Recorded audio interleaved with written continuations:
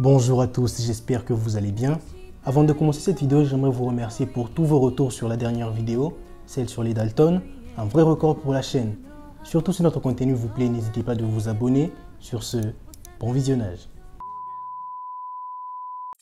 Généralement, lorsqu'on parle de civilisation antique, on se penche plus sur la Rome, sur la Grèce ou encore sur l'Égypte antique. Mais très rarement on se tourne vers la civilisation babylonienne, une civilisation qui a marqué son époque et même l'histoire, notamment avec sa ville mythique de Babylone, porte des dieux.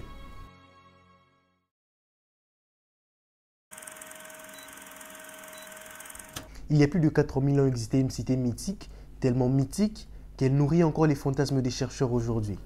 Cité de Mésopotamie antique située le long du fleuve Euphrate et Tigre, Babylone est connue aujourd'hui grâce à une merveille qu'elle renfermait. Non, pas moi, mais plutôt grâce au jardin de la princesse Sémiramis, autrement appelé les jardins suspendus de Babylone. Bien que ces jardins soient symbole de prestige de la cité, Babylone c'est aussi une activité économique des plus remarquables bien que basée sur le troc, des inventions qui traverseront les âges telles que la charrue, des constructions en étages appelées ziggourats ou encore des portes construites dans la cité en l'honneur des dieux. Bref, vous l'avez compris, Babylone était une grande cité. Mais si elle était si grande comme on le prétend, pourquoi on parle si peu d'elle? Contrairement aux grandes civilisations qui ont laissé des vestiges dont nous pouvons tirer des grandes informations, telles que l'Égypte antique avec les papyrus ou les pyramides pour ne citer que ça, de Babylone, il ne reste plus que des ruines. Mais un autre problème se pose au niveau de son emplacement actuel, parce qu'il faut le rappeler, le site des ruines de Babylone se retrouve dans l'actuel Irak, ce qui rend les fouilles archéologiques très difficiles vu la situation actuelle de la région.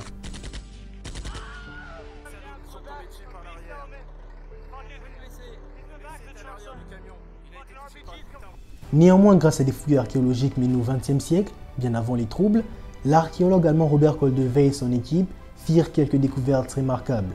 Des tablettes d'argile qui relatent en écriture cunéiforme l'histoire de la ville et qui racontent qu'elle était autrefois le centre du monde. Ce que n'avait fait aucun roi avant moi, je l'ai fait. Telles relatent des inscriptions retrouvées sur l'une de ces briques, une estampille déposée par Nabuchodonosor II, roi de Babylone. S'il est vrai que Babylone a connu des grands souverains aussi puissants les uns que les autres, tels que Hammurabi, connu pour avoir instauré le code d'Hammurabi d'où est tiré la loi du talion œil pour œil, dent pour dent, ou encore sous la domination assyrienne avec le roi Shurbanipal, que je mentionne uniquement parce que c'est dans sa bibliothèque que fut retrouvé le premier roman de l'histoire, l'épopée de Gilgamesh. Retrouvé à Ninive dans la bibliothèque du roi Shurbanipal, l'épopée de Gilgamesh est un récit épique, écrit en langue akkadienne, langue parlée autrefois à Babylone. De son auteur Sun Luki Unini, l'épopée de Gilgamesh relate les aventures d'un roi tyrannique du nom de Gilgamesh. Toutes ces aventures connaîtront plusieurs versions avant finalement d'avoir une version standard vers les années 1200 ante Christum Natum. Alors, si vous êtes amateur de récits héroïques du style l'épopée d'Ulysse, Achille ou encore les 12 travaux d'Hercule, l'épopée de Gilgamesh est fait pour vous. D'ailleurs, en parlant de l'épopée de Gilgamesh, j'en ai même un exemplaire là. Faut dire qu'il est vachement... Mais ça, c'est pas l'épopée de Gilgamesh. Qu'est-ce que tu en sais? C'est toi qui l'as écrit? De tous ces souverains, le plus marquant de Babylone reste sans aucun doute Nabuchodonosor II. Pourquoi? Parce que c'est sous son règne que Babylone atteindra son apogée. Ah oui, que serait une grande cité sans un grand roi? Et ce rôle, Nabuchodonosor le portera dignement. Après avoir remporté en 605 ante Christum Natum la bataille de Carchemish, Nabuchodonosor devient roi de Babylone et prend le nom de Nabuchodonosor II. À ce moment-là, personne ne le sait, mais ce jeune roi s'apprête à faire entrer Babylone dans l'histoire. Sous Nabuchodonosor, Babylone devient la capitale administrative de la Babylonie. En son sein est construit un gigantesque temple en l'honneur du dieu Marduk, l'Etemenanki, un temple de 7 étages faisant au moins 100 mètres de haut. C'est l'Etemenanki qui inspira par la suite le mythe de la tour de Babel. Pour ceux qui ne le savent pas, eh bien, tel que le rapporte le livre biblique de la Genèse, la tour de Babel est une tour construite par les Babyloniens pour atteindre le ciel où réside Dieu. Mais les Babyloniens seront frappés d'un fléau, car Dieu, mécontent de cet acte, décidera de les punir. Les Babyloniens se retrouvèrent subitement à parler des langues différentes et ne purent plus communiquer entre eux. C'est ainsi que le projet de côtoyer le ciel tomba à l'eau.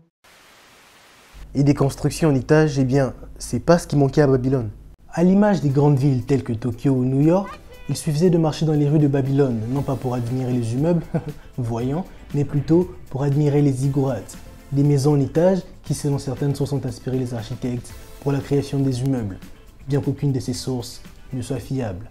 Si en ce jour l'existence du temple du dieu Marduk ou bien les ziggourats ont été approuvés, notamment par des recherches et des découvertes scientifiques, un élément que vous connaissez sûrement fait encore planer le doute sur lui. Il s'agit des jardins suspendus de Babylone. Encore plus surprenant que la tour de Babel, les jardins suspendus sont un édifice construit en forme de terrasse, bordé d'arbres, de fleurs et de décorations en tout genre. La légende raconte qu'ils auraient été construits sur ordre de Nabuchodonosor de lui-même en l'honneur de son épouse Amytis. De quoi rendre toutes les femmes du royaume vertes de jalousie. D'ailleurs, cet exploit de Nabuchodonosor fera de ces jardins l'une des 7 merveilles du monde antique, à l'instar de la pyramide de Khéops qui existe encore aujourd'hui. Lors des fouilles archéologiques du XXe siècle menées sur le site de Babylone, Robert Koldewey, convaincu d'avoir trouvé les restes des fondations des jardins suspendus, s'empressera de faire des théories sur le sujet. J'ai découvert les jardins suspendus de Sémiramis. Mais de nos jours, avec l'avancée technologique, la plupart des chercheurs s'accordent à dire que ce que Koldewey croyait être les restes des fondations des jardins suspendus ne s'agissait en vrai que des restes d'un simple entrepôt. Si les fondations d'un simple entrepôt ont pu faire croire à un grand archéologue qu'il s'agissait des jardins suspendus, alors je vous laisse imaginer les réelles dimensions de ces jardins. Oh, mais c'est magnifique! Durant l'apogée de Babylone, grâce à leur savoir, les Babyloniens ont réalisé des exploits remarquables dans plusieurs domaines différents, notamment en agriculture avec la création de la charrue, en médecine avec l'application de la chirurgie, Rien que ça? en mathématiques. Pardon? Oui, en mathématiques, lors des fouilles ont été retrouvés des calculs sur des tablettes qui feraient penser au théorème de Pythagore. Quelqu'un a une autre information? Une information plutôt intéressante. Quelqu'un? Quelque part? Attendez, ceci, ça vous dit quelque chose? Ah bien sûr, un grand classique de mon enfance, Sensei et les Chevaliers du Zodiaque. Mais attends, quel rapport avec Babylone? Eh bien, dites-vous que sans les compétences des Babyloniens en astronomie, ce manga n'aurait jamais vu le jour, puisque c'est aussi aux Babyloniens à qui on attribue la création des 12 signes du Zodiaque. Voilà, ça c'est une information intéressante, mais je tiens quand même à préciser que je préfère The Lost Canvas. Bien qu'étant avancés sur le plan scientifique, les Babyloniens étaient aussi connus pour être des fervents croyants. Il faut le savoir, Babylone était une cité polythéiste. On y trouvait donc plusieurs dieux, chacun exerçant son influence dans un certain domaine et pouvant, à quelques occasions, communiquer avec le roi. Car oui, selon les Babyloniens, le roi recevait directement des dieux des directives appliquées pour le bon fonctionnement du royaume. Des dieux tels que Marduk, dieu agraire, ou encore Ishtar, déesse de la guerre. D'ailleurs, cette caractéristique d'Ishtar déteindra fortement sur Nabuchodonosor.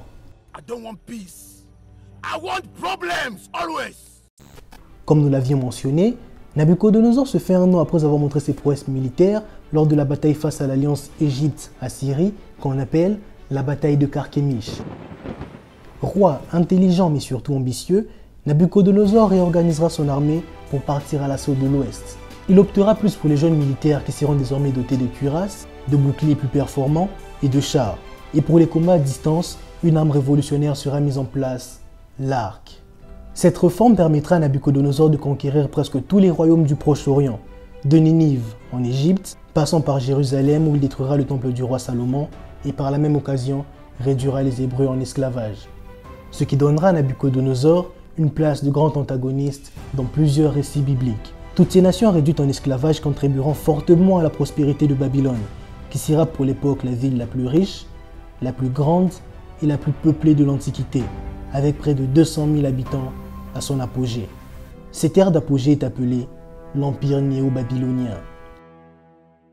Tout ça pour vous dire à quel point Babylone était une grande et puissante cité.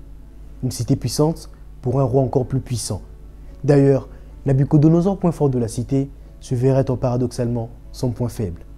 Après la mort du roi Nabuchodonosor en moins 572, la cité de Babylone connaîtra une grande période de crise, et entre guerres de succession et conquêtes par d'autres royaumes, la cité ne retrouvera plus jamais son indépendance ni sa gloire perdue.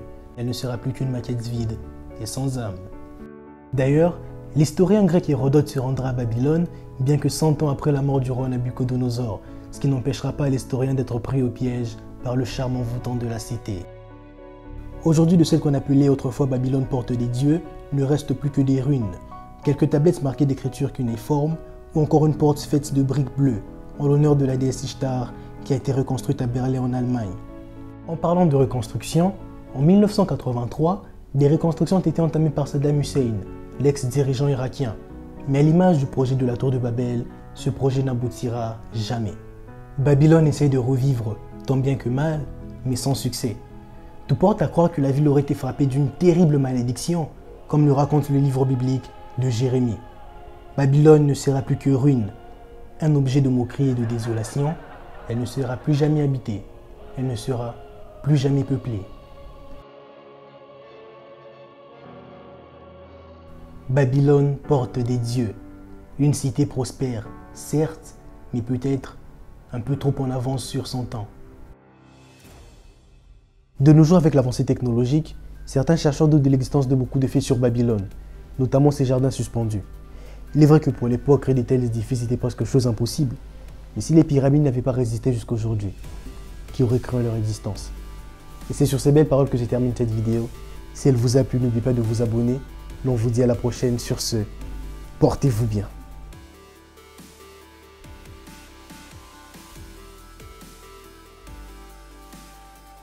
Petite information plutôt intéressante, c'est aux Babyloniens à qui on doit la création de la roue.